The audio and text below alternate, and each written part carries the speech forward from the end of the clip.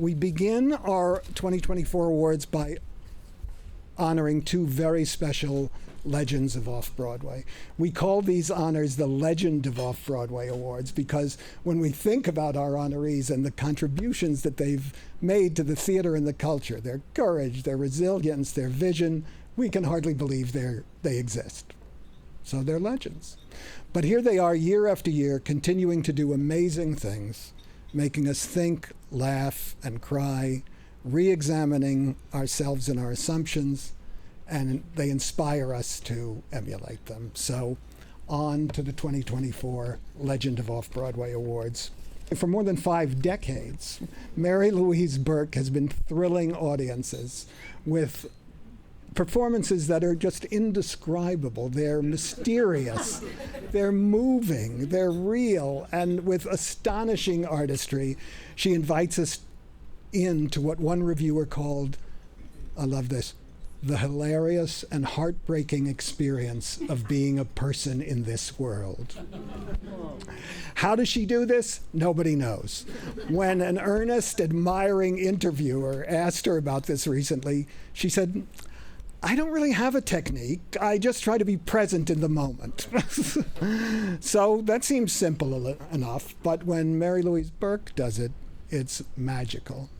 If you saw Miss Burke as Eileen, the breaking heart at the center of Annie Baker's Infinite Life this past season, did you see it? Oh my God. You know what we're talking about. Or as Morkan, the determined heroine of Brian Watkins' Epiphany, running up and down those dangerous but really artistic stairs. And or as any of the wonderful performances she's done in the work of Sam Shepard or Brandon Jacob Jenkins, or of course in the work of David Lindsay-Abaire, for whom she's been a muse as well as an actor. As Gertie, whose stroke talk holds the secret of Fuddy Mears, and as the original Kimberly Akimbo in the play that, of course, was the basis of the award-winning musical.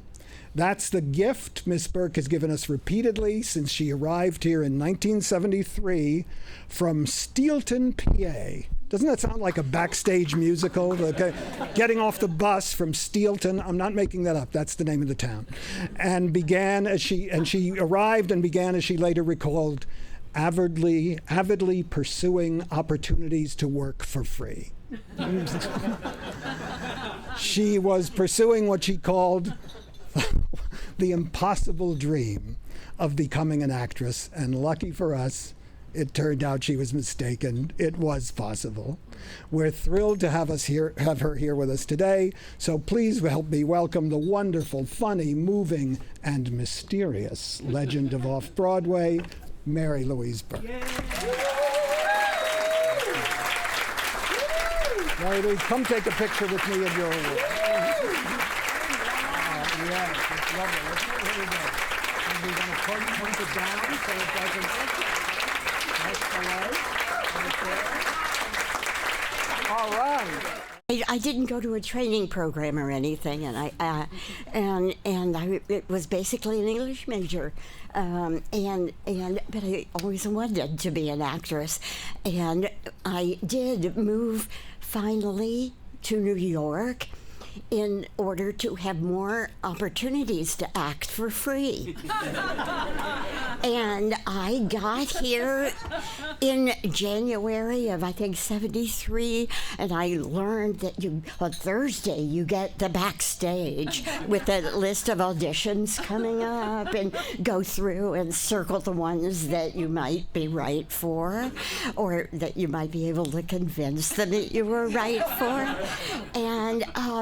And so you all gave me that opportunity, and then you even started to pay me for acting, and that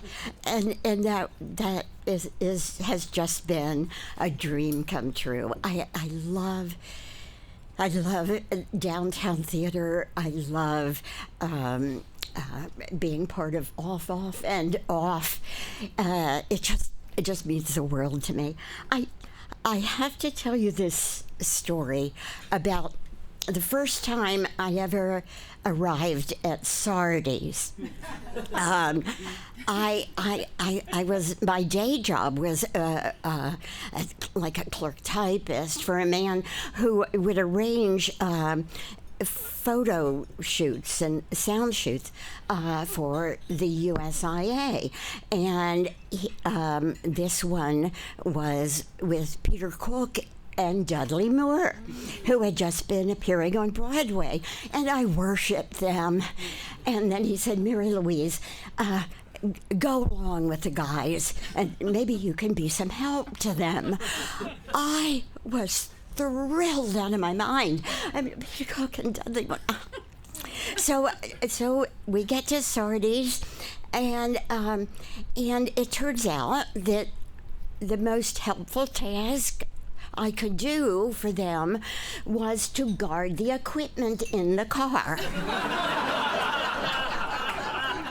And so I was standing in front of Sardi's, keeping an eye on the equipment in the car, and this limo pulled up in the street, and this distinguished-looking man got out, and a beautifully dressed woman with him, and they started into Sardi's, and he stopped, and he came over to me, and he said, "Didn't I just see you play a leper?"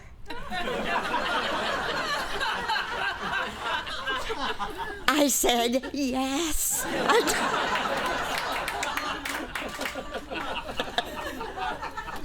And he said, "You were the best thing in it."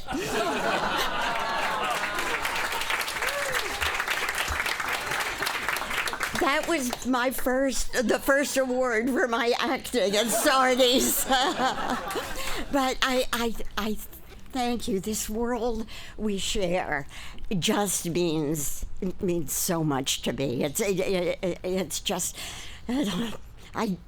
words fail me. Okay, so writers do it. Thank you, David Lindsay Bear. Thank